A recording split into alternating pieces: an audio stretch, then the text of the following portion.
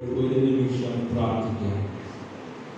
ദൈവമേ, സ്വർഗ്ഗസ്ഥ പിതാവേ, അനുഗ്രഹിക്കപ്പെട്ട ആരാധനയിലൂടെ ഞങ്ങൾ ദൈവസന്നിധിയിൽ ശരണപ്പെടുമ്പോൾ ഞങ്ങൾ ഇന്ന് ചിന്തിക്കുന്ന വചനം ഞങ്ങളുടെ തലമുറകളുടെ നല്ല ഭാവി രൂപീകൃതമാകുവാൻ സഭയും മാതാപിതാക്കളുമാകുന്ന ഞങ്ങൾ ചെയ്യേണ്ട ശുശ്രൂഷകളെ കുറിച്ച് ബോധ്യപ്പെടുക.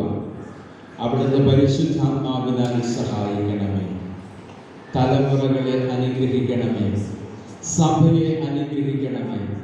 ഞങ്ങൾ ഇന്ന് ചിന്തിക്കുന്ന വചനം ആത്മീയമായ ഒരു പരിപോഷണം ഞങ്ങൾക്ക് ലഭിക്കുക അവിടുത്തെ പരിശുദ്ധാത്മാവിനാൽ നിറച്ചാൽ, അടിയനെയും ജനത്തെയും ക്രൂശിന്റെ മറവിൽ നിറച്ചാൽ, യേശു ക്രിസ്തുവിൻ ധന്യമുള്ള നാമത്തിൽ തന്നെ ആമേൻ. എല്ലാവർക്കും ഇരിക്കാം.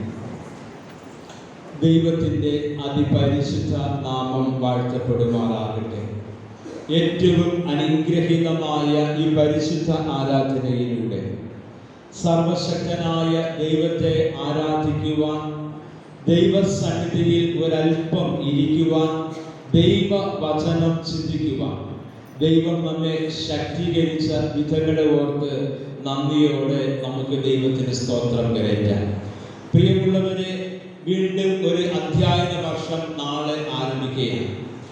അതിൻ്റെ ഭാഗമായി ഇന്ന് നാം വിദ്യാഭ്യാസ ഞായറായി ആചരിക്കപ്പെടുന്നു. നമ്മുടെ സഭയിലെ വളർന്നു വരുന്ന തലമുറകൾ നല്ല വിദ്യാഭ്യാസത്തിലൂടെ ദൈവത്താൽ അനുഗ്രഹിക്കപ്പെട്ട നന്മകൾ കണ്ടെത്തുവാൻ അവരെ സജ്ജരാക്കുക എന്നുള്ളതാണ് വിദ്യാഭ്യാസ ഞായറിലൂടെ സഭ ലക്ഷ്യമിടുന്നത്. ഇന്നത്തെ ചിന്തയ്ക്ക് നമുക്ക് ആധാരമായി നൽകിയിരിക്കുന്ന ഭാഗം ഉയരത്തിൽ നിന്നുള്ള ജ്ഞാനം എന്നുള്ളതാണ്. നമ്മുടെ വിദ്യാർത്ഥികൾ ഒരു പുതിയ അധ്യയന വർഷത്തിലേക്ക് പ്രവേശിച്ച് തങ്ങളുടെ വിദ്യാഭ്യാസം മുൻപോട്ട് നയിക്കുമ്പോൾ സർവശക്തനായ ദൈവം സകല ജ്ഞാനത്തിൻ്റെയും അറിവിൻ്റെയും ഉറവിടമായിരിക്കുന്ന ദൈവം പ്രിയമക്കളെ സമൃദ്ധമായി അനുഗ്രഹിക്കട്ടെ എന്ന് പ്രാർത്ഥിക്കുകയാണ്. പ്രിയമുള്ളവരെ, ദൈവവും ജ്ഞാനവും വിവേകവും ബുദ്ധിയും വളരെ അഭേദ്യമായ ബന്ധമുള്ള അനുഭവങ്ങളാണ്. ജ്ഞാനം, വിവേകം, ബുദ്ധിശക്തി, ഈ മൂന്ന് ഗുണങ്ങൾ ഒരു വ്യക്തിയിൽ ഉണ്ട് എങ്കിൽ അവനെ പൂർണ്ണതയുള്ള ഒരു വ്യക്തിത്വമായി നമുക്ക് മനസ്സിലാക്കുവാനായിട്ട് കഴിയും. അപ്പോൾ ഈ ജ്ഞാനവും വിവേകവും ബുദ്ധിയും ഒരേ അർത്ഥമാണ് എന്ന് നമുക്ക് തോന്നിയാലും അതിലെ അർത്ഥവ്യത്യാസങ്ങൾ നാം മനസ്സിലാക്കേണ്ടതായിട്ടുണ്ട്. ജ്ഞാനം ദൈവവുമായുള്ള ബന്ധത്തിലാണ് വെളിപ്പെടുത്തുന്നത്. അതിന് യാക്കോബിന്റെ ലേഖനം 3-ാം അധ്യായത്തിൽ പറയുന്നത് ഉയരത്തിൽ നിന്നുള്ള ജ്ഞാനം എന്നുള്ളത് തന്നെയാണ്. നാം ഇന്ന് പാഠമായി വായിച്ച അത് 1 രാജാക്കന്മാരുടെ പുസ്തകം 3-ാം അധ്യായത്തിൽ ശലോമോൻ ജ്ഞാനിക്ക് ദൈവം നൽകിയ ജ്ഞാനത്തെ കുറിച്ചാണ് രേഖപ്പെടുത്തി കാണുന്നത്. അപ്പോൾ ജ്ഞാനം ഈ ലോകപരമായ വിദ്യാഭ്യാസത്തിലൂടെ ലഭിക്കുന്ന ഒന്നല്ല, അത് ദൈവവുമായുള്ള ബന്ധത്തിൽ നിന്നും ലഭിക്കുന്നതാണ്. എന്നാൽ വിവേകം മനുഷ്യനെ സംബന്ധിച്ചിടത്തോളം അവന്റെ ബുദ്ധിപൂർവമായ ജീവിത അനുഭവങ്ങളിലൂടെ ഉരുത്തിരിഞ്ഞു വരുന്ന പ്രക്രിയയാണ് വിവേകം എന്ന് പറയുന്നത്. ബുദ്ധിശക്തി മനുഷ്യന്റെ കഴിവിനെ അനുസരിച്ച് അത് ഓരോ വ്യക്തിയുടെയും ജീവിതത്തിൽ വ്യത്യസ്തമായ അളവുകളിലാണ് വിലയിരുത്തപ്പെടുന്നത് എന്നും നമുക്ക് മനസ്സിലാക്കുവാനായിട്ട് കഴിയും. എന്നാൽ സത്യവേദപുസ്തകം നാം പഠിക്കുമ്പോൾ ജ്ഞാനവും വിവേകവും ബുദ്ധിയും ഒരുമിച്ച് ചേർന്നാണ് വേദപുസ്തകത്തിൽ ഉൾപ്പെടുത്തിയിരിക്കുന്നതും നാം ചിന്തിക്കുന്നതായ വചനങ്ങളും അപ്രകാരം തന്നെയാണ്. അതിനൊരു ഉദാഹരണമായി പറഞ്ഞാൽ 1 രാജാക്കന്മാരുടെ പുസ്തകം 3-ാം അധ്യായത്തിന്റെ 9-ാം വാക്യത്തിൽ ശലോമോൻ വിവേകമുള്ള ഹൃദയം ദൈവത്തോട് ചോദിക്കുമ്പോൾ അതിന്റെ 12-ാമത്തെ വാക്യത്തിൽ നമുക്ക് കാണുവാനായിട്ട് കഴിയുന്നത് ജ്ഞാനവും വിവേകവുമുള്ള ഹൃദയമാണ് ദൈവം ശലോമോന് നൽകുന്നത് എന്നുള്ളതാണ്. 1 രാജാക്കന്മാരുടെ പുസ്തകം 4-ാം അധ്യായത്തിന്റെ 29-ാം വാക്യത്തിൽ ദൈവം ശലോമോന് ജ്ഞാനവും ബുദ്ധിയും നൽകിയതായി വേദപുസ്തകത്തിൽ രേഖപ്പെടുത്തിയിരിക്കുകയാണ്. അപ്പോൾ ജ്ഞാനവും ബുദ്ധിയും വിവേകവും ദൈവം ഒരു വ്യക്തിക്ക് നൽകുന്നുവെങ്കിൽ അവരുടെ ജീവിതം അനുഗ്രഹിക്കപ്പെടും, നല്ല ഭാവി ജീവിതങ്ങളിലേക്ക് പ്രവേശിക്കുവാൻ സാധിക്കും. ആവർത്തന പുസ്തകം 4-ാം അധ്യായത്തിന്റെ 6-ാം വാക്യം ദൈവത്തിന്റെ ചട്ടങ്ങളും വഴികളും പ്രമാണിക്കുന്നത് ജ്ഞാനവും വിവേകവും തന്നെ എന്നുള്ളതാണ്. ഇവിടെ നമുക്ക് മനസ്സിലാക്കുവാനായിട്ട് കഴിയുന്നത് ദൈവത്തെ കൂടാതെ ഉള്ള ജ്ഞാനവും വിവേകവും അറിവും നിഷ്ഫലമായ പ്രവർത്തികളാണ് എന്ന് ലോക സംഭവങ്ങളിലൂടെയും വേദപുസ്തകത്തിലൂടെയും വളരെ വ്യക്തമായി നമ്മെ പഠിപ്പിക്കുന്നു. അപ്പോൾ നമ്മുടെ മക്കളെ, ദൈവം നമുക്ക് ദാനമായി നൽകിയിരിക്കുന്ന തലമുറകളെ ദൈവഭക്തിയുള്ള ദൈവിക പരിജ്ഞാനത്തിൽ വളർത്തുക എന്നുള്ളതാണ് സഭയുടെയും രക്ഷകർത്താക്കളുടെയും ദൗത്യം എന്നുള്ളത്. ഈ ലോകപരമായ വിദ്യാഭ്യാസത്തിന് നാം പ്രാമുഖ്യം നൽകുമ്പോൾ അതിനുപരിയായി ഉയരത്തിൽ നിന്നുള്ള ദൈവിക പരിജ്ഞാനവും നമ്മുടെ മക്കൾക്ക് ആവശ്യമായിരിക്കുന്നു. പ്രത്യേകിച്ച് ഇന്ന് നാം ജീവിക്കുന്ന ലോകം പലവിധമായിരിക്കുന്ന പ്രതികൂല സാഹചര്യങ്ങളെ അഭിമുഖീകരിക്കുന്നവരാണ് നമ്മുടെ മക്കൾ. പലരും ആത്മബലമില്ലാതെ ജീവിതത്തിൽ പരാജയപ്പെട്ടു പോകുന്നു, പിടിച്ചു നിൽക്കുവാൻ കഴിയുന്നില്ല, മനസ്സ് തകർന്നവരായി ജീവിതത്തിൽ നിന്ന് ഒളിച്ചോടുന്നു, പുതിയ വിദ്യാഭ്യാസ രീതികളെ അഭിമുഖീകരിക്കുവാൻ കഴിയാതെ ജീവിതത്തിൽ പിന്നോക്കം പോകുന്ന അനുഭവങ്ങൾ, ഇങ്ങനെയുള്ള ജീവിത സാഹചര്യങ്ങളിൽ ആയിരിക്കുമ്പോൾ നമ്മുടെ തലമുറകൾക്ക് ഉയരത്തിൽ നിന്നുള്ള ജ്ഞാനം പ്രാപിച്ചുകൊണ്ട് ഈ ലോകത്തിന്റെ വിദ്യാഭ്യാസങ്ങളിലൂടെ ദൈവിക പരിജ്ഞാനമുള്ളവരായി വളരെ അനുഗ്രഹിക്കപ്പെട്ട ഭാവി ജീവിതങ്ങളിലേക്ക് അവരെ എങ്ങനെ സജ്ജരാക്കാം എന്നുള്ളതാണ് നമ്മുടെ ചിന്താ വിഷയം. ഒന്നാമത്, സഭ കുഞ്ഞുങ്ങളെ ദൈവഭക്തിയിലും ദൈവിക പരിജ്ഞാനത്തിലും വളർത്തുക എന്നുള്ളതാണ്. അപ്പോൾ വിശ്വാസികളുടെ സമൂഹവും കർത്താവായ യേശുവിന്റെ ശരീരവുമായ സഭയ്ക്ക് വളർന്നു വരുന്ന തലമുറകളെ കുറിച്ചുള്ള ദീർഘവീക്ഷണവും ഉൾക്കാഴ്ചയും ഉണ്ടായിരിക്കണം എന്നുള്ളതാണ്. അപ്പൊ കുഞ്ഞുങ്ങളെ ദൈവഭക്തിയിലും ദൈവിക പരിജ്ഞാനത്തിലും വളർത്തുക എന്നുള്ളത് സഭയുടെ ദൗത്യമാണ്. അപ്പോൾ സഭ ഇന്ന് സഭയെ ഏൽപ്പിച്ചിരിക്കുന്ന ദൗത്യത്തിൽ നിന്നും പിന്നോക്കം പോകുന്നുണ്ടോ? പ്രിയമുള്ളവരെ, മാതാപിതാക്കൾ തങ്ങളുടെ മക്കളെ ദൈവാലയത്തിലേക്ക് കൊണ്ടുവരുന്നതിനും ദൈവകരങ്ങളിൽ സമർപ്പിക്കുന്നതിനും എത്രത്തോളം ഉത്സാഹം കാണിക്കുന്നുണ്ട്? ഈ കാര്യങ്ങളൊക്കെ നാം ചിന്തിക്കേണ്ടതായിട്ടുണ്ട്. ലൂക്കോസിന്റെ സുവിശേഷം 2-ാം അധ്യായത്തിന്റെ 46-ാമത്തെ വാക്യത്തിൽ യേശു ദൈവാലയത്തിൽ ഉപദേഷ്ടാക്കന്മാരുടെ നടുവിൽ ഇരിക്കുന്നതും അവരുടെ ഉപദേശം കേൾക്കുന്നതും അവരോട് ചോദിക്കുകയും ചെയ്യുന്നത് മാതാപിതാക്കൾ കാണുകയാണ്. ഇവിടെ നാം ശ്രദ്ധിക്കേണ്ടത്, യേശു പതിവ് പോലെ ദൈവാലയത്തിലേക്ക് പോയി. യേശുവിനെ ദൈവാലയത്തിലേക്ക് കൊണ്ടുപോകുന്നതിന് യേശുവിന്റെ മാതാപിതാക്കൾ വളരെ ശ്രദ്ധിച്ചിരുന്നു. അപ്പോൾ അങ്ങനെയെങ്കിൽ നമ്മുടെ കുടുംബങ്ങളിൽ ദൈവം ദാനമായി നൽകിയിരിക്കുന്ന മക്കളെ ദൈവാലയത്തിലേക്ക് കൊണ്ടുവരിക എന്നുള്ളത്, അഥവാ സഭയിലേക്ക് കൊണ്ടുവരിക എന്നുള്ളത് മാതാപിതാക്കളുടെ ഉത്തരവാദിത്വവും ധർമ്മവുമാണ്. അങ്ങനെ ദൈവാലയത്തിലേക്ക് കൊണ്ടുവരുന്ന തലമുറകളെ സഭ ദൈവഭക്തിയിലും ദൈവിക പരിജ്ഞാനത്തിലും വളർത്തുവാനായി നിയോഗിക്കപ്പെട്ടിരിക്കുന്നു. ഇവിടെ കർത്താവായ യേശു നമുക്ക് നല്ല മാതൃകയാണ്. യേശു പതിവിൻ പ്രകാരം ദൈവാലയത്തിലേക്ക് പോയി. നമ്മുടെ തലമുറകളെ പതിവിൻ പ്രകാരം ദൈവാലയത്തിലേക്ക് കൊണ്ടുവരുവാനും അവരെ ദൈവാലയത്തിലേക്ക് കൊണ്ടുവരുവാനുള്ള പ്രോത്സാഹനവും ഈ നാളുകളിൽ സഭയും രക്ഷകർത്താക്കളും ഒരുപോലെ പരിശ്രമിക്കേണ്ടതാണ്. ഇപ്പോൾ കർത്താവായ യേശുവിന് സഭയിലുള്ള സ്ഥാനവും നമ്മുടെ മക്കൾക്ക് ഇന്ന് സഭയിലുള്ള സ്ഥാനവും നാം തുലനം ചെയ്യുക. ഇവിടെ ലൂക്കോസ് 2:46 ഇപ്രകാരം രേഖപ്പെടുത്തിയിരിക്കുന്നു: യേശു ദൈവാലയത്തിൽ ഉപദേഷ്ടാക്കന്മാരുടെ നടുവിൽ ഇരുന്നു. അവരുടെ ഉപദേശം കേട്ടു, അവരോട് ചോദിച്ചു എന്നാണ് രേഖപ്പെടുത്തിയിരിക്കുന്നത്. ഇപ്പോൾ കുഞ്ഞുങ്ങൾക്ക് സഭയിലുള്ള സ്ഥാനം എവിടെയാണ്? പ്രിയമുള്ളവരെ, ദൈവാലയത്തിന് പുറത്തല്ല, ദൈവാലയത്തിനകത്താണ് നമ്മുടെ മക്കൾക്കുള്ള സ്ഥാനം. അനേക രക്ഷകർത്താക്കൾ, പ്രത്യേകിച്ച് അമ്മമാർ, ദൈവാലയത്തിന് അകത്തേക്ക് വരുന്നതും കുഞ്ഞുങ്ങളെ എടുത്തുകൊണ്ട് പുറത്തേക്ക് പോകുന്നതായ കാഴ്ച ഒട്ടനവധി നാം കാണുന്നുണ്ട്. എന്നാൽ മാതാപിതാക്കളുടെ കടമ എന്ന് പറയുന്നത് കുഞ്ഞുങ്ങളെ ദൈവാലയത്തിൽ നിന്നും പുറത്തേക്ക് കൊണ്ടുപോകുകയല്ല, പിന്നെയോ ദൈവാലയത്തിലേക്ക് കൊണ്ടുവരിക എന്നുള്ളതാണ്. അപ്പൊ നമ്മുടെ മക്കളെ ദൈവാലയത്തിനകത്ത് ഇരുത്തുക എന്നുള്ളത് രക്ഷകർത്താക്കളുടെ കടമയാണ്.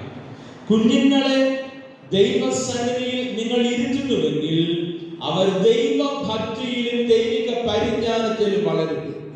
പലപ്പോഴും ഇത് കുഞ്ഞുങ്ങളെ വെളിയിൽ കൊണ്ടുപോകുക എന്നുള്ളത് കുഞ്ഞുങ്ങളുടെ ആവശ്യമല്ല, അത് രക്ഷകർത്താക്കളുടെ ആവശ്യമായിരിക്കുകയാണ്. കാരണം ഒന്ന്, പുറത്തിറങ്ങി ഇരുന്ന് അലക്ഷ്യമായിരിക്കുവാനുള്ള ഒരു അനുഭവം.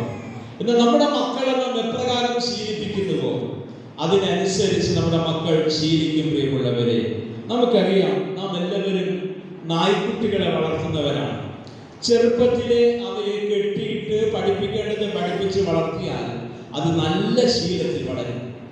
നമ്മുടെ മക്കളെയും അതിനേക്കാൾ ഉപരി ദൈവഭക്തിയിലും ദൈവിക പരിജ്ഞാനത്തിലും വളർത്തുവാൻ നാം നിയോഗിക്കപ്പെട്ടിരിക്കുമ്പോൾ നമ്മുടെ മക്കളെ ദൈവാലയത്തിനകത്തേക്ക് കൊണ്ടുവരിക, ബാലശിക്ഷകളും പത്യോപദേശങ്ങളും നൽകി അവരെ ദൈവാലയത്തിനകത്തിരുത്തുക. അവർ ദൈവവചനം ശ്രദ്ധിക്കട്ടെ, ദൈവിക പരിജ്ഞാനത്തിൽ അവർ വളരട്ടെ. നമ്മുടെ ദൈവാലയത്തെ സംബന്ധിച്ചിടത്തോളം അനേകർ തങ്ങളുടെ മക്കളെ ദൈവാലയത്തിലേക്ക് കൊണ്ടുവരുന്നു എന്നുള്ളത് ഏറ്റവും സന്തോഷകരമായ അനുഭവം തന്നെയാണ്. അവരെ ദൈവസന്നിധിയിൽ ഇരുത്തുക എന്നുള്ളത് സഭയുടെയും മാതാപിതാക്കളുടെയും ധർമ്മവുമാണ്.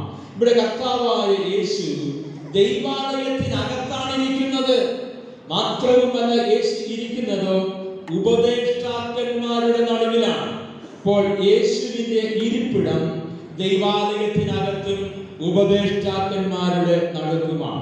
രണ്ടാമത്, കുഞ്ഞുങ്ങൾക്ക് സഭയിലുള്ള കടമ എന്താണ്? പ്രിയമുള്ളവരെ, സഭ അത് ബോധ്യപ്പെടുത്തുവാൻ ബാധ്യസ്ഥരാണ്. ഇന്ന് പലപ്പോഴും അലസതയുടെ മടിത്തട്ടിലാണ് നമ്മുടെ മക്കൾ വളരുന്നത്. ദൈവഭയമില്ലാത്തവരായി, ദൈവ വിഷയമായി ചിന്തിക്കാതെ ലോകത്തിന്റെ ഇമ്പങ്ങളിൽ അകപ്പെടുമ്പോൾ ഈ ലോകത്തിന്റെ പ്രലോഭനങ്ങളിൽ അവർ അകപ്പെട്ടു പോകുന്നു. മദ്യത്തിനും മയക്കുമരുന്നിനും അതുപോലെ തന്നെ ലോക ഇമ്പങ്ങളിലേക്ക് നടന്നെടുക്കുകയും ജീവിതത്തിൽ പരാജയത്തിന്റെ അനുഭവങ്ങളിലേക്ക് നടന്നു പോകുന്ന അനേകരെ നമുക്ക് കണ്ടെത്തുവാനായിട്ട് കഴിയും. ഇതിന് ഒരു പരിഹാരം ആവശ്യമെന്ന് ആഗ്രഹിക്കുന്ന സഭയും രക്ഷകർത്താക്കളും തങ്ങളുടെ കുഞ്ഞുങ്ങൾക്ക് സഭയിലുള്ള സ്ഥാനം ഉറപ്പുവരുത്തേണ്ടതായിട്ടുണ്ട്. അതെ, അവർ ദൈവാലയത്തിന് അകത്ത് ഇരിക്കണം. സഭയിൽ കുഞ്ഞുങ്ങൾക്ക് ചില കടമകളുണ്ട്. അതേ, ദൈവാലയത്തിലേക്ക് രക്ഷകർത്താക്കൾ തങ്ങളുടെ മക്കളെ ദൈവാലയത്തിലേക്ക് കൊണ്ടുവരുമ്പോൾ ആ കുഞ്ഞുങ്ങൾക്ക് സഭയിലുള്ള കടമയെ സഭ ബോധ്യപ്പെടുത്തേണ്ടതായിട്ടുണ്ട്. ആ കടമ എന്ന് പറയുന്നത് ഉപദേശം കേൾക്കുക, ദൈവവചനം കേൾക്കുക, അതനുസരിക്കുക, അതിലൂടെ ദൈവഭക്തിയും ദൈവിക പരിജ്ഞാനവും നിറഞ്ഞവരായി ഉയരത്തിൽ നിന്നുള്ള ജ്ഞാനം പ്രാപിച്ചുകൊണ്ട് ഈ ലോകത്ത് ജ്യോതിഷുകളെ പോലെ അനുഗ്രഹിക്കപ്പെട്ട തലമുറയായി ദൈവഭയമുള്ളവരായി സഭയ്ക്കും നമ്മുടെ ഭവനത്തിനും നമ്മുടെ സമൂഹത്തിനും നല്ല സാക്ഷ്യമുള്ള മക്കളായി നമ്മുടെ മക്കളെ വളർത്തേണ്ടതായിട്ടുണ്ട്. അങ്ങനെ വളരണമെങ്കിൽ നമ്മുടെ കുഞ്ഞുങ്ങൾക്ക് സഭയിലുള്ള കടമ എന്ന് പറയുന്നത് ഉപദേശം കേൾക്കുക. ഇന്ന് ഉപദേശം കേൾക്കുവാൻ മനസ്സില്ലാത്തവരാണ് പലപ്പോഴും നമ്മുടെ തലമുറകളും നാമും. മറ്റുള്ളവരെ ഉപദേശിക്കുവാൻ നാം വളരെ ശ്രദ്ധിക്കുന്നു. എന്നാൽ സ്വന്തം മക്കളെ ഒന്ന് ഉപദേശിക്കുവാൻ, അവരുടെ കടമകളെ കുറിച്ച് അവരെ ബോധ്യപ്പെടുത്തുവാൻ വളർന്നു വരുന്ന തലമുറ സഭയുടെ ഉപദേശം കേട്ട് കർത്താവായ യേശുവിനെ പോലെ വളരേണ്ടതായിട്ടുണ്ട്. മൂന്നാമത്തെ ചിന്ത കുഞ്ഞുങ്ങൾക്ക് സഭയിലുള്ള ഉത്തരവാദിത്വമാണ്. ഇവിടെ രണ്ട് കാര്യങ്ങൾ ഞാൻ പറഞ്ഞു. ഒന്ന്, കുഞ്ഞുങ്ങളെ ദൈവാലയത്തിന് അകത്തിരുത്തുക. അവർ ഉപദേഷ്ടാക്കന്മാരുടെ നടുവിലിരിക്കട്ടെ. ഉപദേഷ്ടാക്കന്മാരെന്ന് പറയുമ്പോൾ സഭയിലെ പുരോഹിതരും സഭയിലെ മുതിർന്നവരും അവരുടെ ഉപദേശങ്ങൾ വളർന്നു വരുന്ന തലമുറകൾക്ക് ദൈവിക പരിജ്ഞാനത്തിന് അത്യന്താപേക്ഷിതമാണ്. അങ്ങനെ ദൈവാലയത്തിനകത്തിരിക്കുന്ന നമ്മുടെ മക്കൾ ദൈവ വചനം അവർ അത് കേൾക്കുകയും ദൈവിക പരിജ്ഞാനം കൊണ്ട് നിറയപ്പെടും. മൂന്നാമത് പറയുന്നത് സഭയിലുള്ള കുഞ്ഞുങ്ങളുടെ ഉത്തരവാദിത്വം എന്നുള്ളതാണ്. ഇവിടെ യേശു ഉപദേഷ്ടാക്കന്മാരോട് ചോദിക്കുന്നത് യേശുവിന്റെ രക്ഷകർത്താക്കൾ കണ്ടു. അപ്പോൾ യേശുവിന്റെ രക്ഷകർത്താക്കൾ അത് യേശു എവിടെ ഇരിക്കുന്നു, യേശു ദൈവാലയത്തിൽ എങ്ങനെ ഇരിക്കുന്നു, യേശുവിന്റെ ദൈവാലയത്തിലെ ഉത്തരവാദിത്വങ്ങൾ എന്താണ് നിരീക്ഷിക്കുകയാണ്. നമ്മുടെ രക്ഷകർത്താക്കൾ ഇന്ന് നമ്മുടെ മക്കളെ എങ്ങനെയാണ് വീക്ഷിച്ചു കൊണ്ടിരിക്കുന്നത്? നമ്മുടെ മക്കൾ ദൈവാലയത്തിനകത്തായിരിക്കുമ്പോൾ പുറത്തുകൂടെ ഓടി നടക്കുന്നുവോ, അഥവാ ദൈവാലയത്തിനകത്ത് ഇരിക്കുവാൻ അവരെ ശീലിപ്പിക്കുന്നുണ്ടോ? രണ്ടാമത്, ദൈവവചനം എന്ന ഉപദേശം അവർ കേൾക്കുന്നുണ്ടോ, അതവർ ശ്രദ്ധിക്കുന്നുണ്ടോ എന്ന് നാം ചിന്തിക്കുന്നുണ്ടോ? മൂന്നാമത്, അത് തങ്ങൾ കേട്ട വചനം അതിന്റെ ആശയങ്ങൾ വ്യാഖ്യാനിക്കുവാൻ വീണ്ടും പുതിയ ചോദ്യങ്ങൾ തങ്ങളുടെ ഉപദേഷ്ടാക്കന്മാരോട് ചോദിക്കുന്ന യേശുവിനെയാണ് നമുക്കിവിടെ കണ്ടെത്തുവാനായിട്ട് കഴിയുന്നത്. പ്രിയമുള്ളവരെ, നമ്മുടെ തലമുറകൾ ദൈവത്താൽ അനുഗ്രഹിക്കപ്പെട്ടവരായിരിക്കണം. ഇന്ന് ലോകം അതിന്റെ അന്ത്യത്തിലേക്ക് അടുത്തുകൊണ്ടിരിക്കുന്നു. യുവതലമുറകൾ ദുർമാർഗികളായി, മദ്യപാനികളായി, വെറിക്കൂത്തുകളിലും ലോക ഇൻപങ്ങളിലേക്ക് ഒഴുകിക്കൊണ്ടിരിക്കുന്നു. ദൈവാലയത്തിലേക്ക് വരുവാനോ അവരെ ദൈവാലയത്തിലേക്ക് കൊണ്ടുവരുവാനോ ഇന്ന് മാതാപിതാക്കളും സഭയും ശ്രദ്ധിക്കുന്നില്ല. ഇവിടെ നമ്മുടെ മക്കളെ ദൈവാലയത്തിനകത്തിരുത്തുവാനും ഉപദേശങ്ങൾ അവർ കേൾക്കുവാനും അവർക്ക് അറിയേണ്ട ഒരു ജിജ്ഞാസയോടുകൂടെ ചോദ്യങ്ങൾ ചോദിക്കുന്നതായ ഒരു അനുഭവവും ഇത് രക്ഷകർത്താക്കൾ കാണുമ്പോൾ എൻ്റെ മകൻ അഥവാ എൻ്റെ മകൾ ദൈവസന്നിധിയിൽ തഴച്ചു വളരുന്ന വലുതകളാണ് എന്നുള്ള ആ ഒരു സന്തോഷത്തിലേക്ക് പ്രവേശിക്കുവാനായിട്ട് കഴിയും.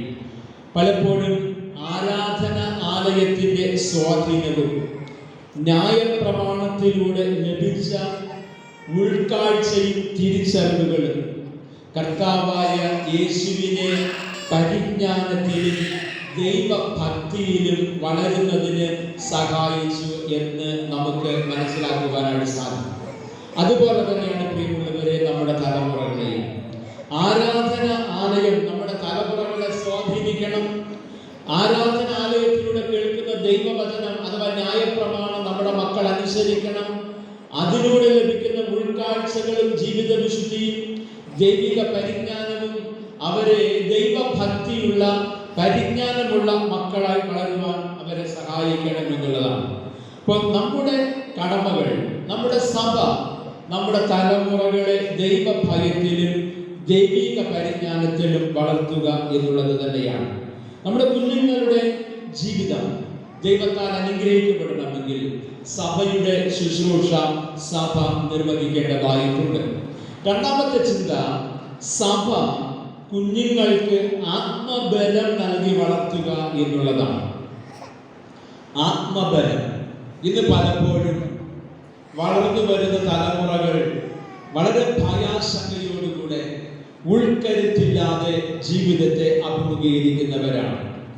എന്തിനും ഏതിനും ഭയപ്പെടുത്തുന്ന അനുഭവങ്ങൾ, ജീവിതത്തിന് മുമ്പിൽ പിടിച്ചു നിൽക്കുവാൻ കഴിയാതെ ഒളിച്ചോടുന്നതായ ജീവിത സാഹചര്യങ്ങൾ. ഇവിടെ കർത്താവായ യേശു ദൈവവചനത്തിലൂടെ നേടിയ ആത്മബലം ഇന്നത്തെ നമ്മുടെ തലമുറകളും സഭയിൽ നിന്നും ആത്മബലം ഉൾക്കൊണ്ടുകൊണ്ട് അവർ ലോകത്തിലേക്ക് പുറപ്പെടുമ്പോൾ വീണ് പോകില്ല, പതറിപ്പോകില്ല, ജീവിതത്തിന്റെ പച്ചയായ യാഥാർത്ഥ്യങ്ങളുടെ മുമ്പിൽ പകച്ചു നിൽക്കില്ല. അവർ ജീവിതത്തെ അഭിമുഖീകരിക്കുക തന്നെ ചെയ്യും. വിശുദ്ധ ലൂക്കോസ് 2-ാം അധ്യായത്തിന്റെ 40-ാം വാക്യം, പൈതൽ വളർന്നു, ജ്ഞാനം നിറഞ്ഞു, ആത്മാവിൽ ബലപ്പെട്ടു പോകും. അപ്പോൾ പൈതൽ വളർന്നു, ജ്ഞാനം നിറഞ്ഞു, ആത്മാവിൽ ബലപ്പെട്ടു പോന്നു, ദൈവകൃപയും അവന്മേലുണ്ടായിരുന്നു. അപ്പോൾ ക്രിസ്തുവിന്റെ ജീവിതത്തിൽ ഉടനീളം ദൈവാത്മാവിന്റെ സ്വാധീനം നമുക്ക് കണ്ടെത്തുവാനായിട്ട് കഴിയും. അതുകൊണ്ടാണ് യേശു ക്രിസ്തു തന്റെ ജീവിതത്തിൽ തന്നെ അഭിമുഖീകരിച്ച പ്രതിസന്ധികളെ ആത്മബലത്തോടുകൂടെ അഭിമുഖീകരിക്കുന്നതായിട്ട് നമുക്ക് കാണുവാനായിട്ട് കഴിയുന്നത്. യേശുവിന്റെ ജീവിതം, യേശു പതിവിൻ പ്രകാരം ദൈവാലയത്തിലേക്ക് പോയി. യേശുവിന്റെ മാതാപിതാക്കൾ യേശുവിനെ ശ്രദ്ധിച്ചു, അവന്റെ ഇരിപ്പ് നിൽപ്പ് എല്ലാം മനസ്സിലാക്കി. അങ്ങനെ യേശുവിന് ലഭിച്ച ദൈവാലയത്തിലെ ആരാധനകളും ചിട്ടയായ ന്യായപ്രമാണ പ്രബോധനവും വചനത്തിലൂടെ ലഭിച്ചതായ ഉൾക്കാഴ്ചകളും യേശു ക്രിസ്തുവിനെ പ്രതിസന്ധികളെ തരണം ചെയ്യുവാനുള്ള ആത്മബലം യേശുവിന് നേടിക്കൊടുത്തു എന്നുള്ളതാണ്. പ്രിയമുള്ളവരെ, നമ്മുടെ കുഞ്ഞുങ്ങൾക്കും ഇന്ന് ലോകത്തിൽ ആത്മബലമില്ല എങ്കിൽ പിടിച്ചു നിൽക്കുവാനായിട്ട് കഴിയുന്നതല്ല. ഇന്ന് അനേക വെല്ലുവിളികളുടെ മധ്യത്തിലാണ് നമ്മുടെ മക്കൾ ജീവിക്കുന്നത്. അനേക പ്രലോഭനങ്ങളാണ് നമ്മുടെ മക്കളുടെ മുമ്പിൽ ഈ ലോകം അവതരിപ്പിക്കുന്നത്. പ്രിയമുള്ളവരെ, 1 മുതൽ 10 വരെയൊക്കെ നമ്മുടെ കൂടെ നിന്ന് പഠിക്കും. അത് കഴിഞ്ഞാൽ മറ്റ് ഹോസ്റ്റലുകളിലോ മറ്റിടങ്ങളിലോ വിദേശങ്ങളിലോ ഒക്കെയാണ് ഇന്ന് നമ്മുടെ മക്കൾ പഠിക്കുന്നത്. ഇങ്ങനെയുള്ള ലോകത്തിന്റെ പിന്നാലെ ഉന്നതമായ വിദ്യാഭ്യാസം ലക്ഷ്യം വെച്ച് കടന്നു പോകുന്ന തലമുറകളിൽ പലരും ജീവിതത്തിൽ പരാജയത്തിന്റെ നെല്ലിപ്പലകകൾ കാണുന്നു എന്നുള്ള യാഥാർത്ഥ്യം നാം സ്മരിച്ചു പോകരുത്. എന്നാൽ ദൈവം നമുക്ക് നൽകിയിരിക്കുന്ന നമ്മുടെ മക്കളെ ദൈവാലയത്തിലേക്ക് കൊണ്ടുവരികയും ദൈവവചനം അവരെ പഠിപ്പിക്കുകയും അവർ ആത്മബലമുള്ളവരായി ലോകത്തിന്റെ ഏത് കോണിൽ ജീവിച്ചാലും ദൈവഭയത്തോടെ ജീവിക്കുന്ന ഒരു തലമുറയായി നമുക്ക് അവരെ വളർത്തിയെടുക്കുവാനായിട്ട് കഴിയണം. സഭയ്ക്ക് അതിൻ്റെതായ ഉത്തരവാദിത്വമുണ്ട്. പ്രത്യേകിച്ച് പുതിയൊരു അധ്യയന വർഷത്തിലേക്ക് നമ്മുടെ മക്കൾ പ്രവേശിക്കുകയാണ്. നാളെ മുതൽ അവർ വിദ്യാലയങ്ങളിലേക്ക് കടന്നു പോകുന്നു. ഇത് പലപ്പോഴും മാതൃകയുള്ള വിദ്യാർത്ഥികളാണോ നമ്മുടെ മക്കൾ എന്നുള്ള കാര്യം നാം ശ്രദ്ധിക്കേണ്ടതായിട്ടുണ്ട്. എന്നെ കേൾക്കുന്ന പ്രിയമുള്ളവരെ, നാം നമ്മുടെ മക്കളെ ആത്മബലമുള്ളവരായി ദൈവവചനത്തിലൂടെ ചിട്ടയായി അഭ്യസിപ്പിക്കുമ്പോൾ അവർ എവിടെ ജീവിച്ചാലും മാതൃകയുള്ള ഒരു ജീവിതം അവർ നയിക്കും. പ്രലോഭനങ്ങൾ അവരെ സ്വാധീനിക്കില്ല. ജഡത്തിന്റെ പ്രലോഭനങ്ങളോ, ഇന്ന് പലപ്പോഴും ലഹരികൾ കൊച്ചു മക്കൾ വരെ ഉപയോഗിക്കുന്ന ഒരു കാലഘട്ടത്തിലാണ് എത്തി നിൽക്കുന്നത്. അതിന് കാരണം ഈ ലോകത്തിന്റെ പ്രലോഭനങ്ങളുടെ മുമ്പിൽ പിടിച്ചു നിൽക്കുവാൻ കഴിയാത്ത അവസരങ്ങളാണ്. എന്നാൽ പ്രിയമുള്ളവരെ, നമ്മുടെ മക്കൾക്ക് ദൈവവചനത്തിലൂടെ ദൈവിക പരിജ്ഞാനത്തിലൂടെ ഒരു ആത്മബലം നാം നൽകിയാൽ അവർ അനുഗ്രഹിക്കപ്പെട്ടവരായി ജീവിക്കുന്ന അനുഭവങ്ങളിൽ അവരെ നമുക്ക് വളർത്തിയെടുക്കുവാനായിട്ട് കഴിയും. യേശുവിനെ കുഞ്ഞുങ്ങളെ പരിചയപ്പെടുത്തുക. യേശുവിന്റെ ജീവിതം നമ്മുടെ കുഞ്ഞുങ്ങൾക്ക് മാതൃകയായിരിക്കണം. യേശുവിന്റെ കാൽക്കൽ നമ്മുടെ മക്കളെ ഒന്ന് ഇരുത്തുക. യേശുവിന്റെ വചനം അവരുടെ ജീവിതത്തിൽ പ്രാവർത്തികമാക്കുക. ആ ഒരു അനുഭവമാണ് വിദ്യാഭ്യാസത്തിലൂടെ നല്ല ഭാവി ജീവിതങ്ങളിലേക്ക് നമ്മുടെ മക്കളെ നമുക്ക് വഴിതിരിക്കുവാനായിട്ട് കഴിയുന്നത്. വിദ്യാഭ്യാസത്തിലൂടെ അറിവ് നേടുക എന്നുള്ളത് പഴയകാല ചിന്തകളാണ്. എന്നാൽ ഈ ആധുനിക കാലഘട്ടത്തിൽ വിദ്യാഭ്യാസത്തിലൂടെ നല്ല ഒരു ഉപജീവനം കണ്ടെത്തുക എന്നുള്ളതാണ് ലക്ഷ്യം. അപ്പോൾ വിദ്യാഭ്യാസത്തിലൂടെ അറിവ് നേടുക എന്നുള്ളതിനോടൊപ്പം തന്നെ ജീവിതത്തെ അഭിമുഖീകരിക്കുവാനുള്ള പ്രാപ്തി നേടുക, അതിനാണ് ആത്മബലം അവർക്ക് നൽകുക എന്ന് പറയുന്നത്.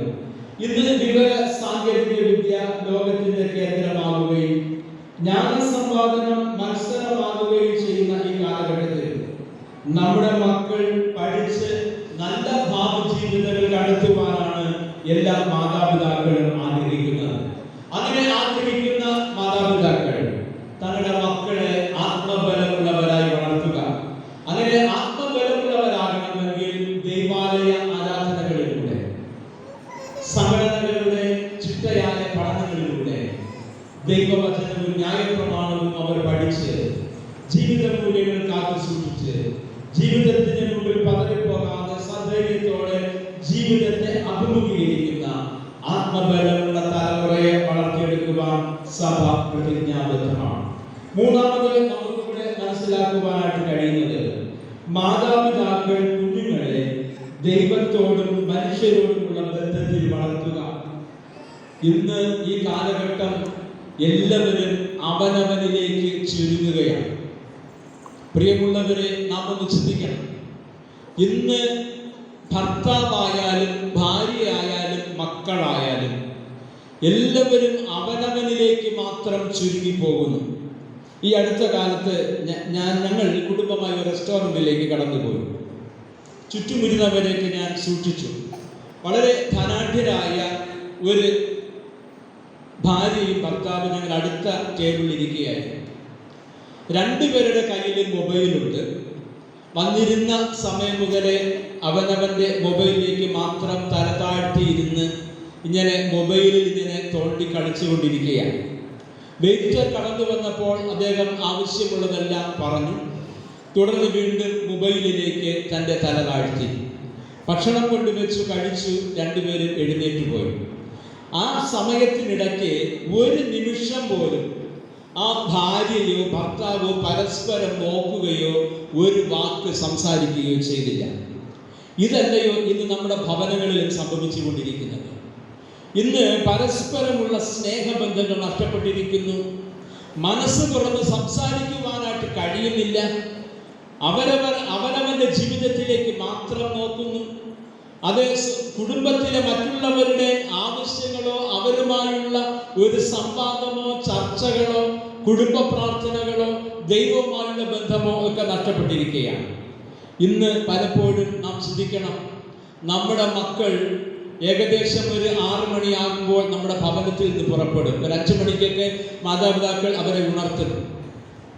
6 മണിയാകുമ്പോൾ ട്യൂഷനും അത് കഴിഞ്ഞ് പഠനങ്ങളിലും കടന്നുപോയി തിരികെ വൈകുന്നേരം 6-7 മണിയാകുമ്പോൾ ഭവനത്തിൽ എത്തിച്ചേരും. തുടർന്ന് അവരവർക്ക് പഠിക്കുവാനുള്ള കാര്യങ്ങളൊക്കെ നോക്കും. ഭക്ഷണം കഴിച്ചാലായി ഇല്ലെങ്കിലായി കിടന്നുറങ്ങും. ഇവിടെ മാതാപിതാക്കളും മക്കളും തമ്മിലുള്ള സംവാദം നഷ്ടപ്പെട്ടിരിക്കുന്നു. നാം മനസ്സിലാക്കണം, ഒരു ദിവസം 24 മണിക്കൂർ അതിൽ നാമും നമ്മുടെ മക്കളുമായി എത്ര കണ്ട് ഇടപഴകുന്നു, അവരുടെ ആവശ്യങ്ങളിൽ നാം അവരോട് ചേർന്ന് നിൽക്കുന്നു, അവരോട് സംസാരിക്കുവാൻ നാം എത്ര കണ്ട് സമയം കണ്ടെത്തുന്നു. ഇന്ന് പലപ്പോഴും ഒരു ഭവനത്തിലാണ് മാതാപിതാക്കളും മക്കളും ജീവിക്കുന്നതെങ്കിലും പരസ്പരം സംസാരമില്ല, അടുത്തിരുന്നുള്ള കൂട്ടായ്മകളില്ല, ഭവന പ്രാർത്ഥനകളില്ല. ഇങ്ങനെയുള്ള അനുഭവങ്ങളിലൂടെ വളർന്നു വരുന്ന തലമുറകളാണ് വാർദ്ധക്യത്തിലെത്തിയ രക്ഷകർത്താക്കളെ വോൾട്ടേജ് ഹോമുകളിലേക്ക് പറഞ്ഞയക്കുകയോ അവർ അവരവരുടെ ജീവിതം നോക്കി പറന്നു പോകുകയും മാതാപിതാക്കൾ നെടുവീർപ്പെട്ട് നിരാശപ്പെട്ട് എൻ്റെ ജീവിതം ഇപ്രകാരമായി പോയല്ലോ എന്ന് ദീർഘവിശ്വാസം ഇടുന്ന ഒരു കാലഘട്ടങ്ങളിലാണ് നാം ജീവിക്കുന്നത്. ഇന്ന് പ്രിയമുള്ളവരെ, പല ഭവനങ്ങളിലും ഒരു യാഥാർത്ഥ്യമാണ്, മൊബൈൽ അവരുടെ പ്രധാന സമയങ്ങളെ ചോർത്തിയെടുക്കുകയാണ്. മക്കളും അപ്രകാരം തന്നെയാണ്. തല ഉയർത്തി ആരും നോക്കുന്നില്ല, അടുത്തിരിക്കുന്ന ആളിനോട് സംസാരിക്കുന്നില്ല, തല കുമ്പിട്ടിരിക്കുന്ന അനുഭവങ്ങളാണ് പലപ്പോഴും നമുക്ക് കാണുവാനായിട്ട് കഴിയുന്നത്. പൊതുസ്ഥലങ്ങളിലൊക്കെ നാം ഒന്ന് ദർശിക്കണം. അവിടെ ഇരിക്കുന്ന യുവജനങ്ങളുടെ അവസ്ഥയും ഇത് തന്നെയാണ്. അവരും തല കുമ്പിട്ടിരിക്കുന്ന അനുഭവങ്ങളാണ്. എന്നാൽ പ്രിയമുള്ളവരെ, ദൈവത്തിന്റെ വചനം പഠിപ്പിക്കുന്നു, മാതാപിതാക്കൾ കുഞ്ഞുങ്ങളെ ദൈവത്തോടും മനുഷ്യരോടുമുള്ള ബന്ധത്തിൽ വളർത്തുക, സംസാരിക്കുക, തുറന്ന് സംസാരിക്കുക, നമ്മുടെ ഉള്ളിലുള്ളതിനെ മറ്റുള്ളവരോട് പറയുവാൻ, ബന്ധങ്ങൾ പുതുക്കുവാൻ നാം നമ്മുടെ തലമുറകളെ പഠിപ്പിക്കേണ്ടതായിട്ടുണ്ട്. ലൂക്കോസ് 2:52 യേശുവോ ജ്ഞാനത്തിലും വളർച്ചയിലും ദൈവത്തിൻ്റെയും മനുഷ്യരുടെയും കൃപയിലും മുതിർന്നു വന്നു. ദൈവത്തിൻ്റെയും മനുഷ്യരുടെയും കൃപയിലും മുതിർന്നു വന്നു. ഇത് നമ്മുടെ മക്കളെ നാം വളർത്തുന്നത് എപ്രകാരമാണ്? ഉന്നതമായ വിദ്യാഭ്യാസത്തിന് വേണ്ടി നാം അധ്വാനിക്കുകയും അതിനുവേണ്ടി ബന്ധപ്പെടുകയും ചെയ്യുമ്പോൾ ദൈവത്തോടും മനുഷ്യരോടുമുള്ള നമ്മുടെ മക്കളുടെ ബന്ധത്തെ ഒന്ന് നാം ശ്രദ്ധിക്കേണ്ടതായിട്ടുണ്ട്. ദൈവവുമായും മനുഷ്യരുമായുമുള്ള ശരിയായ ഒരു ബന്ധത്തിലൂടെ തലമുറകൾ വളർത്തിയാലേ ഭവനത്തിലും സഭയ്ക്കും സമൂഹത്തിനും കൊള്ളാവുന്ന മക്കളെ നമുക്ക് വളർത്തി എടുക്കുവാനായിട്ട് കഴിയും. പലപ്പോഴും ദൈവിക പരിജ്ഞാനം നഷ്ടപ്പെടുന്ന തലമുറകൾ മാനുഷിക ബന്ധങ്ങളിലെ പവിത്രതകൾ കാത്തു സൂക്ഷിക്കുന്നില്ല. ഇന്ന് മാതാപിതാക്കളോട് സംസാരിക്കുവാൻ മക്കൾക്ക് അറിഞ്ഞുകൂടാ. മുതിർന്നവരോട് എങ്ങനെ പെരുമാറണമെന്ന് നമ്മുടെ തലമുറകൾക്ക് അറിഞ്ഞുകൂടാ. അഥവാ രക്ഷകർത്താക്കൾ അതിന് പഠിപ്പിക്കുന്നില്ല. അതിനു വേണ്ടിയുള്ള ചിട്ടയായ ഉപദേശങ്ങൾ നമ്മുടെ മാതാപിതാക്കളിൽ നിന്ന് ലഭിക്കുന്നില്ല. പണ്ട് കാലഘട്ടങ്ങളിൽ ഇന്നത്തെ മുതിർന്നവർക്കറിയാം, അവരുടെ അപ്പൂപ്പന്മാരും അമ്മൂമ്മമാരും അവർക്ക് പകർന്നു നൽകിയ പഥ്യോപദേശങ്ങൾ. ഇന്ന് പ്രിയമുള്ളവരെ, നാം നമ്മുടെ മക്കൾക്ക് നൽകുന്ന പഥ്യോപദേശങ്ങൾ എന്തൊക്കെയാണ്? ഇന്ന് പലപ്പോഴും ബന്ധങ്ങളുടെ പവിത്രതയും സൗഹൃദവും ഊഷ്മളതയും നഷ്ടപ്പെട്ടു പോകുന്ന ഒരു സാമൂഹിക ചുറ്റുപാടുകളിലാണ് നാം ജീവിക്കുന്നത്. ഇന്ന് പരസ്പരമുള്ള ബന്ധങ്ങൾ നഷ്ടപ്പെട്ടിരിക്കുന്നു. ദൈവവുമായുള്ള ബന്ധത്തിൽ നിന്ന് മനുഷ്യൻ വ്യതിചലിക്കുന്നു. ലോകത്തിന്റെ പിന്നാലെ കടന്നു പോകുന്നു. അവസാനം പിടിച്ചു നിൽക്കുവാൻ കഴിയാതെ തകർന്നു പോകുന്ന ജീവിത ബന്ധങ്ങളിലൂടെ മനുഷ്യ ജീവിതങ്ങൾ ഇന്ന് നഷ്ടപ്പെട്ടുകൊണ്ടിരിക്കുകയാണ്. അപ്പോൾ ദൈവത്തോടും മനുഷ്യരോടുമുള്ള ശരിയായ ബന്ധത്തിൽ നമ്മുടെ തലമുറകളെ വളർത്തേണ്ടതായിട്ടുണ്ട്. ഇന്ന് ബന്ധങ്ങളുടെ പരിപാവനതയെക്കുറിച്ച് നമ്മുടെ മക്കൾക്ക് നാം പറഞ്ഞു കൊടുക്കാറുണ്ടോ? നമ്മുടെ ബന്ധത്തിലുള്ളവരെ നമ്മുടെ തലമുറകൾക്ക് പരിചയപ്പെടുത്തി കൊടുക്കുകയും ഒരു വ്യക്തിയെ കാണുമ്പോൾ, മകനെ അത് നിന്റെ ഇന്ന ആളാണ്, അത് നിന്റെ വല്യച്ഛനോ കൊച്ചച്ഛനോ മാമനോ ആണെങ്കിൽ അത് പറഞ്ഞ് പഠിപ്പിക്കുകയും അടുത്ത് ഈ മകൻ ആ വ്യക്തിയെ കാണുമ്പോൾ ആ മുറയ്ക്കനുസരിച്ച് ബഹുമാനത്തോടെ പേർച്ചൊല്ലി വിളിക്കുമ്പോൾ, മാമ എന്നോ ആന്റി എന്ന് വിളിക്കുമ്പോൾ അവർക്ക് ഈ മകനെ കുറിച്ചുള്ള ഒരു സന്തോഷകരമായ മനോഭാവം, അത് ഈ പ്രിയ മകന് അനുഗ്രഹത്തിന് മുഖാന്തരമാറ്റിയിരുന്നു. ഇവിടെ ദൈവവുമായും മനുഷ്യരുമായും നല്ല ബന്ധത്തിൽ നമ്മുടെ മക്കൾ വളർത്തപ്പെടണം. ഇന്ന് പലപ്പോഴും നമ്മുടെ മക്കൾ അവനവനിലേക്കും അവനവന്റെ മുറിയിലേക്കും അവനവന്റെ മൊബൈലിലേക്കും ചുരുങ്ങിയ കാലഘട്ടങ്ങളിലാണ് ജീവിക്കുന്നത്. എന്നാൽ ഈ ചുരുക്കങ്ങളുടെ അനുഭവങ്ങളിൽ നിന്നും ബന്ധങ്ങളുടെ അനുഭവങ്ങളിലേക്ക് നമ്മുടെ മക്കൾ വളരേണ്ടതായിട്ടുണ്ട്. മാതാപിതാക്കളോട് പെരുമാറുവാനും മാതാപിതാക്കൾ പറയുന്നതിനനുസരിക്കുവാനും അവരുമായുള്ള ഒരു പവിത്രമായ ബന്ധം നമ്മുടെ മക്കൾക്ക് നാം പകർന്നു കൊടുക്കണം. അതുപോലെ തന്നെ ബന്ധങ്ങളുടെ ഒരു ലോകത്തിലാണ് നാം ജീവിക്കുന്നത്. ഇന്ന് പല ബന്ധങ്ങളും അറ്റുപോയിരിക്കുന്നു. ഈ അറ്റുപോയ ബന്ധങ്ങളുടെ കണ്ണികളെ കൂട്ടിയിണക്കുവാൻ നമ്മുടെ മക്കളെ നാം പഠിപ്പിക്കണം. അത് നമ്മുടെ സ്വഭാവത്തിലൂടെ നാം പ്രകടമാകുമ്പോൾ നമ്മുടെ ബന്ധുക്കളെ കാണുമ്പോൾ നാം അവരോട് എങ്ങനെ സമീപിക്കുന്നുവോ, ഭവനത്തിലെ വാർദ്ധക്യത്തിലുള്ള നമ്മുടെ മാതാപിതാക്കളോടുള്ള നമ്മുടെ സമീപനമാണ് നമ്മുടെ മക്കൾ കണ്ടുപഠിച്ച് തുടർന്ന് നമുക്കവർ നൽകുന്നത് എന്നുള്ള കാര്യം മറന്നു പോകരുത്. അതുകൊണ്ട് പ്രിയമുള്ളവരെ, നാം ബന്ധങ്ങളുടെ ഒരു ലോകത്തിലാണ് ജീവിക്കുന്നത്. ബന്ധങ്ങൾ അറ്റുപോയ കണ്ണുകളായിട്ടല്ല നമ്മുടെ മക്കളെ വളർത്തേണ്ടത്. ബന്ധങ്ങളുടെ പവിത്രത കാത്തു സൂക്ഷിച്ച് അതേ കുടുംബ സംവിധാനങ്ങളിൽ, അതേ കുടുംബ ബന്ധങ്ങളിൽ വിശ്വസ്തതയുള്ളവരായി ജീവിക്കുവാൻ നമ്മുടെ തലമുറകളെ പഠിപ്പിക്കണം.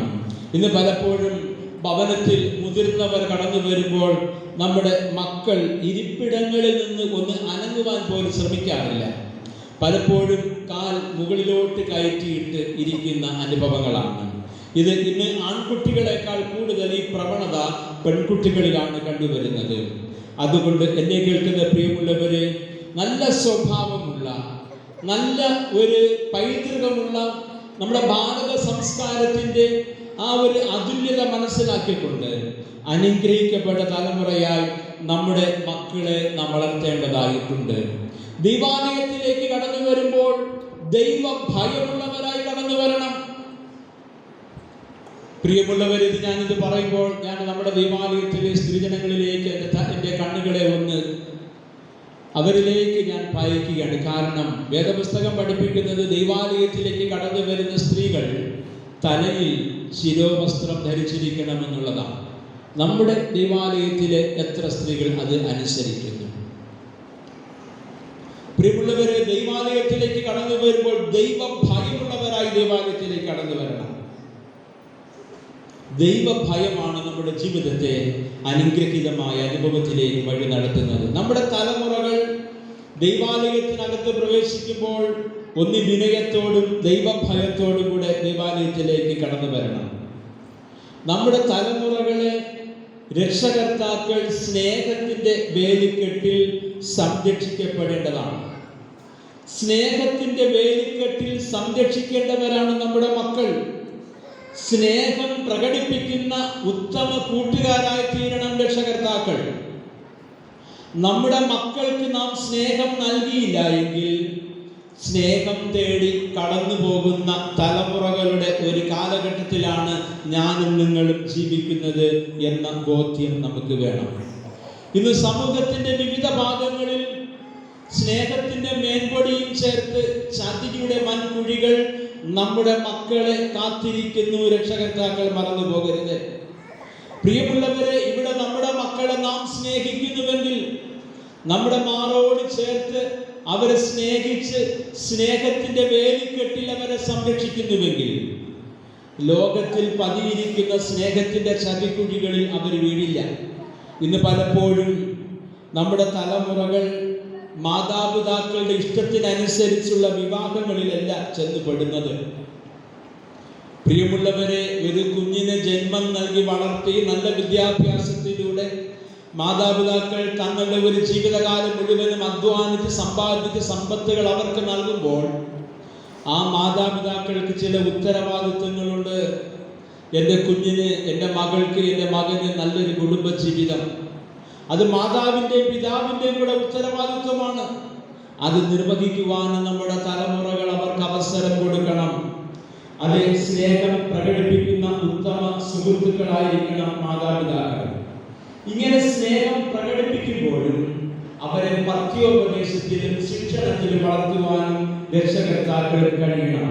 എഫെസ്യർ ലേഖനം 6:4 പറഞ്ഞിരിക്കുന്നത് പോലെ കർത്താവിന്റെ ബാലശിക്ഷയിലും പഥ്യോപദേശത്തിലും കുഞ്ഞുങ്ങളെ പോറ്റി വളർത്തേണ്ട ഉത്തരവാദിത്വം മാതാപിതാക്കൾക്കാണ്. അത് വചനം പഠിപ്പിക്കുന്നു. കർത്താവിന്റെ ബാലശിക്ഷയിലും പഥ്യോപദേശത്തിലും നമ്മുടെ മക്കളോടൊപ്പം എല്ലാ ദിവസവും ഒരു അരമണിക്കൂർ സമയമെങ്കിലും നാം ചെലവിടണം. അവർക്ക് പഥ്യോപദേശം പറഞ്ഞു കൊടുക്കണം. അവർക്ക് ബാലശിക്ഷകൾ നൽകണം. ഇന്നത് ചെയ്യരുത്, അത് ചെയ്യുവാൻ പാടില്ലാത്ത കാര്യമാണെന്ന് അവരെ പഠിപ്പിക്കണം.